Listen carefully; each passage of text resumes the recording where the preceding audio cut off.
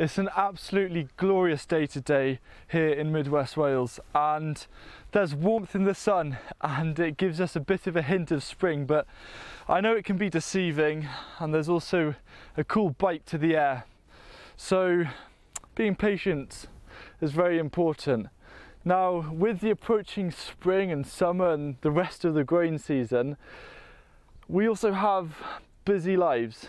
And I understand this because in winter we take a break from almost everything, but then suddenly lots of things happen. So I thought I'd create a video outlining 7 habits, weekly habits. So these aren't daily, these are just weekly habits for us to use as gardeners so we can just stay in control. One of the main reasons why I garden is because it's relaxing and a chance to escape from really busy lives. But it's not very relaxing when you have so many tasks to do and you feel a little bit out of control. So here are 7 weekly habits I'm going to be doing, and feel free to follow these. But after outlining these habits, I'm going to talk why it's so important to adapt and word and create your own habits as well.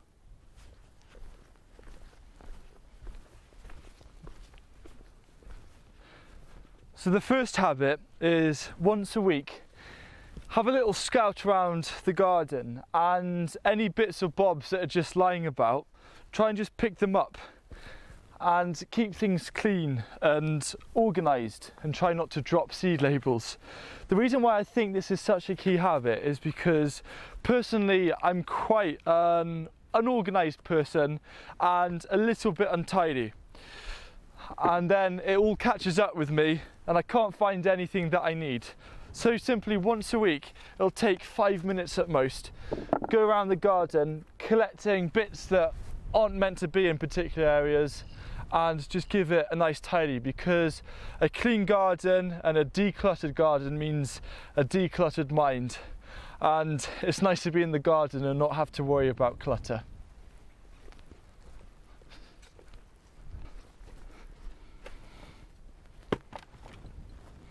The second weekly habit is to look at your planting plan or your planting calendar.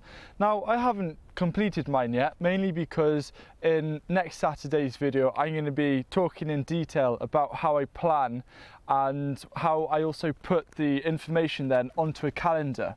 And so what you need to do after you've watched that video is every week have a look at the calendar and look ahead and see what you need to do this week, next week and in a month's time, so you don't miss out on anything. Because for example, you might be succession sowing something and you might have to start some seeds in pots or modules beforehand. So in that way, just by once a week having a quick glance at your planting plan or your calendar, you know what's coming up next and you're not going to miss out on any of those opportunities. Wow, what nice tomatoes. The third weekly habit can be done either in the garden or in the comfort of your own home if it's damp and dismal, and that's to spend half an hour every week reading through gardening books. And I absolutely love doing this because books are a fantastic source of ideas and inspiration, and whenever I'm reading a book I always keep a notebook nearby and write down lots of different things. So you know, Vera has made an excellent book called The Edible Paradise, getting loads of ideas, and I'm excited about things I want to try. And it also is very inspirational because sometimes things don't quite go right in the garden, and it's nice to get inspired to try out new techniques. And obviously I'm going to take this opportunity to do a little cheeky plug for my new book, Grow Food for Free, which is coming out on the 27th of February and is available for pre-order. So if you're wanting to look at really maximizing how much you can grow and not needing to spend any money or ways of saving money, then get this book. The fourth weekly habit, which can have such a great importance to the garden, is doing a health check of the plants.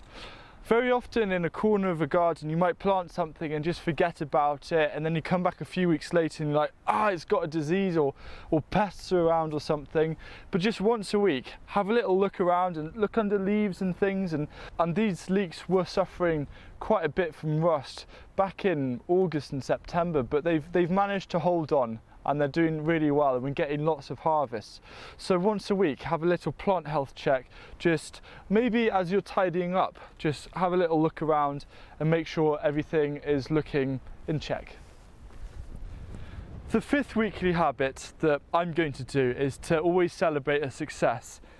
And whether it's something like harvesting, or you've germinated some old seeds or something like that, it's so easy to become bogged down with the things that don't go well. But celebrate the successes and look at the positive things, and remember to do that every single week, and it's going to help you so much. A quick tip on celebrating successes is also celebrating every step in the right direction, no matter how small that step may be. It is so important you feel proud of what you're achieving, and that you can see that regardless of the scale of a particular task or challenge, you're always getting closer and closer to your dream garden vision. The sixth habit is one mainly for those of you who are new to gardening this year. And I can't stress how important it is to create your own compost. And one weekly habit you should have, or even a daily habit, is to make sure that you just add something to the compost bin, because that little and often will just keep it going.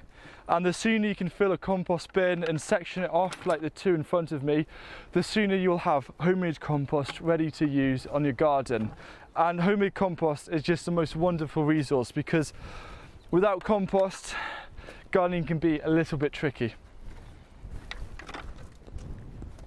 The seventh weekly habit is to just go around and any weeds that you see there and then, just pull them out. Because if you let weeds grow a little bit too much, they become really hard to pull out very quickly. So just once a week, go around the garden, maybe with a hoe, or if it's a smaller garden, just pull out some of the smaller weeds, and it's going to be really easy to stay in control and come up into the garden and not see loads of weeds that have to be dealt with, and that is such a liberating feeling.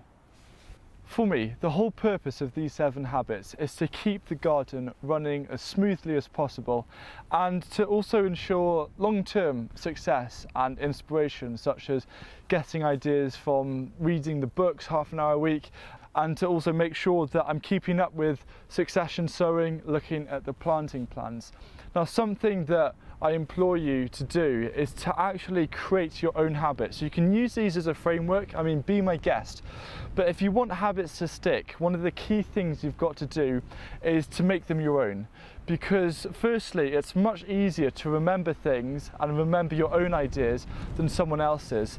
But also it means that you can apply it and perhaps structure it in a way which hits closer to home with you, or tailored to things which you might struggle more with.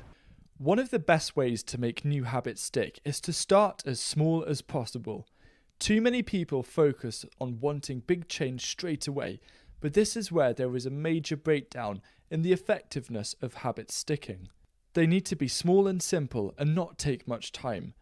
Perhaps choose one habit to start with, and once you feel it become second nature, begin practicing the next habit you wish to have. I'd love to hear if you have any habits that you've thought of watching this video that you're going to apply weekly this year. And remember, by doing it regularly, habits stick and they become second nature. But the important thing is just finding a way to remind yourself about it, whether it's making a note at the start of every week on your calendar, or an alarm on your phone, or even putting post-it notes on your bedroom door when you wake up to refresh yourself. When you create your habits, make sure they each have a clear intention. For example, don't just put weed the garden weekly. Also write down the specific intention it relates to, which in my case is so I can always enjoy going into the garden and not having to worry about having to do that big batch of weeding I keep holding off. Setting a clear intention for each habit helps solidify it in your brain, therefore it's more likely to stick. So spend an evening over the next couple of weeks thinking up of a single-digit number of habits, because you don't want 20 and think, oh, I can never keep up. Think of a single digit, maybe 5, 7, 8 different habits that are suited for you and your garden and your needs, and perhaps things that you struggle with, because that's what I'm tailoring mine around. And let me know what those habits are, and I hope you have found this video really useful. And if you have any further questions about this, or questions around my habits or anything like that, please do let me know down below in the comments.